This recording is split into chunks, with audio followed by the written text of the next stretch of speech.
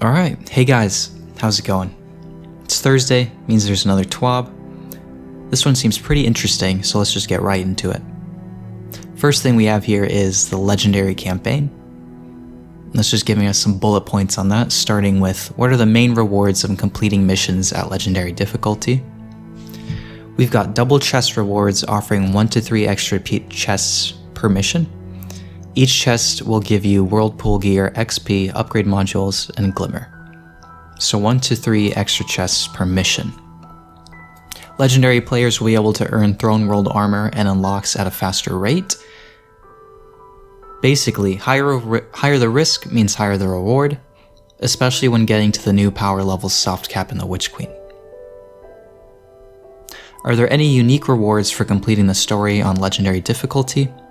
Completing all missions on Legendary will award the following: a new emblem exclusive to those who completed the campaign at Legendary difficulty, a Triumph reward that is required for the newest title for Throne World, a set of gear 20 above the soft cap at 1520 power. This is going to be huge for getting geared up for the raid and for day 1. Super cool.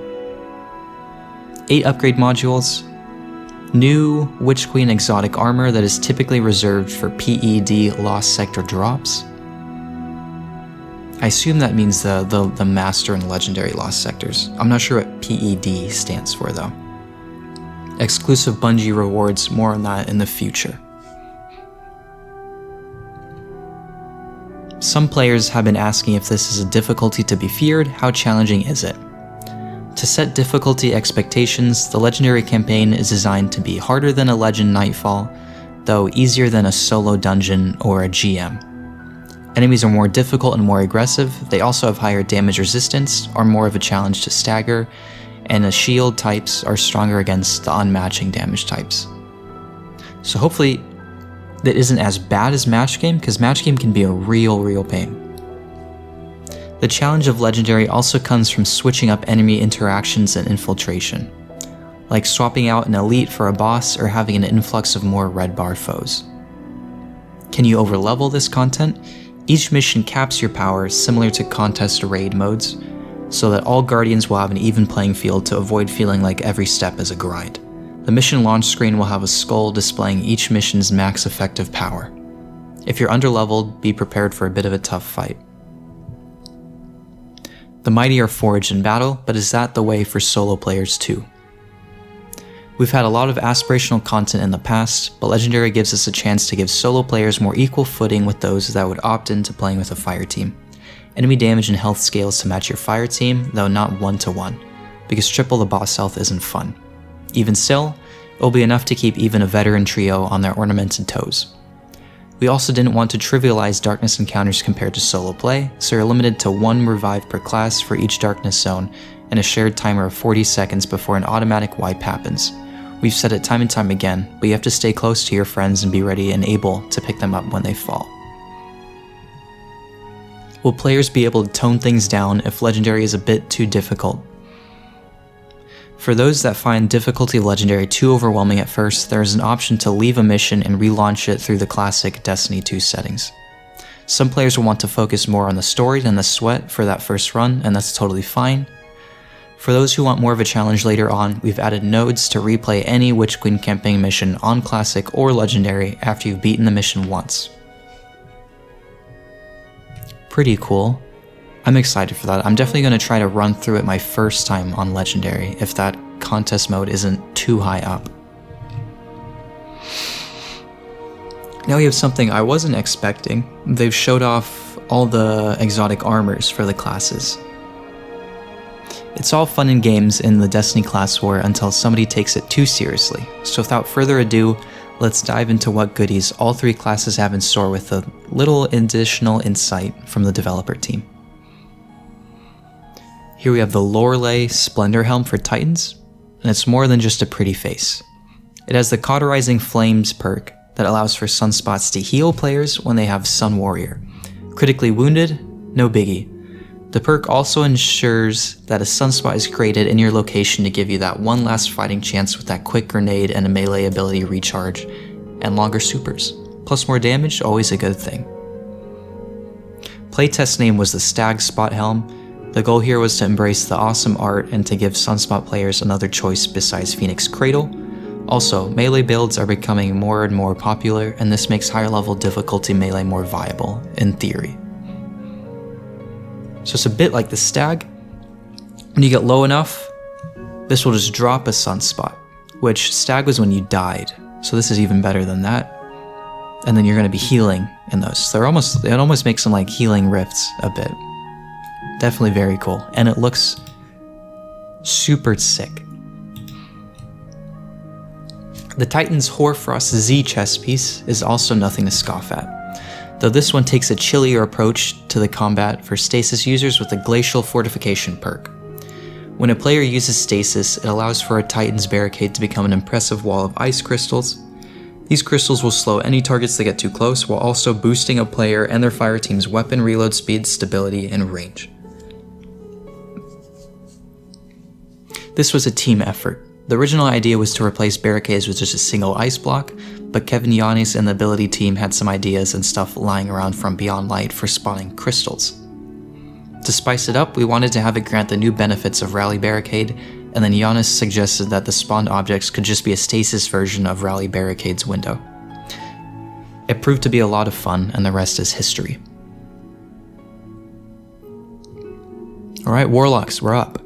First, let's talk about them legs, because Warlock mains have definitely been shouting out their love for the new Secant Filaments armor. With the Devouring Rift perk, these shiny walking sticks of power will grant a player Devour when they cast their Empowering Rift, allowing for damage from both allies and individual players, the ability to disrupt foes, but in style. This started as, what can we give Warlocks that would make Empowering Rift a more viable choice in Master Plus content?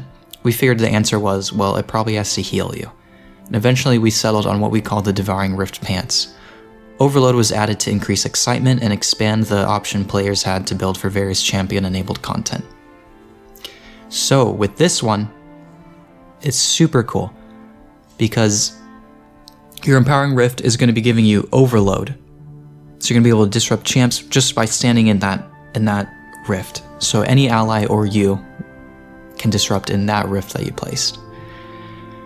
And this also lets Warlocks cheat a little bit by being able to kind of utilize all three of their aspects. Because before, if you wanted to like supercharge your grenades and then have that Child of the Old Gods Rift Buddy, you couldn't then have Devour. But with this, if you have an Empowering Rift, you can get Devour. When you Rift, you'll drop that Child of the Old Gods, and then you can also supercharge your grenades.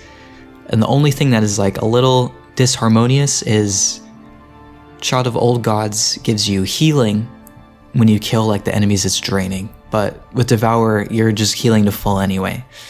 But it's still going to be super sick. I definitely want to try that out. It seems very, very fun. Next up are the Osmiomancy Gauntlets for Warlocks with the Fervid Cold Snap perk. This nifty look allows for Cold Snap grenades to have an additional charge that will recharge faster when it makes direct impact. The Seeker spawned from the Cold Snap grenades also travels further too.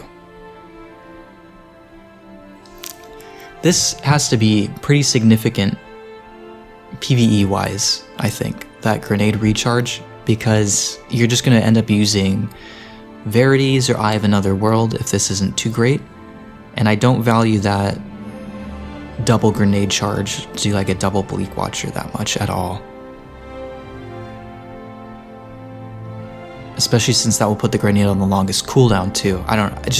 If you have a Bleak Watcher up, you're throwing it. I don't think you ever like hold on to it enough that you'll end up having two. Next up, we've got Hunters. Don't worry, Hunters, I still have love for you despite the jokes. You've got some pretty cool gear on the way, including the Blight Ranger helmet with the Voltaic Mirror perk. Lightning lovers, here's where your arc powers can truly shine. This perk allows players to redirect with their arc staff to deal an increased amount of damage and orbs of power regeneration for allies. Get in there and deal some damage, sounds like a good time. We wanted to focus on something for arc striders that leaned into an aspect of the super that doesn't normally get focused. There are people that love wielding other people's attacks, creatures, game pieces, etc. against them. This is for those people. like, yeah, it's interesting, but I don't know how useful this is going to be in PvP or PvE. The damage bonus is going to have to be pretty significant for PvE, I feel. And then both, you have to use that middle tree arc, right? So it's a pretty specific thing to have to use. And now we have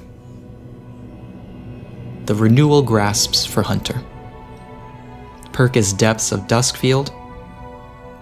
This gives Guardians a much larger radius for their Duskfield grenades, while also nerfing incoming damage for allies within the Duskfield's range. Any targets locked within that space will also deal out a reduced amount of damage, so go out there and make those Hive cry. Stasis Hunters now have a sort of mini Silence and Squall that they can deploy with a grenade. This gives Revenants the ability to play a more team-focused role, or to play more of an area denial control game than they have been able to before. Hopefully this doubles up with that aspect they have. That could be really cool, and just have a massive Duskfield. And then any allies in it take less damage, and any enemies in it deal less. So if you have an enemy in there shooting an ally in there, it's gonna be like almost nothing, hopefully. These seem cool. That arc helmet seems very, very iffy. That's gonna do it for me, guys. There's only one more TWAB before Witch Queen. Can't wait. Super excited for this expansion. See you guys next time. Have a good one.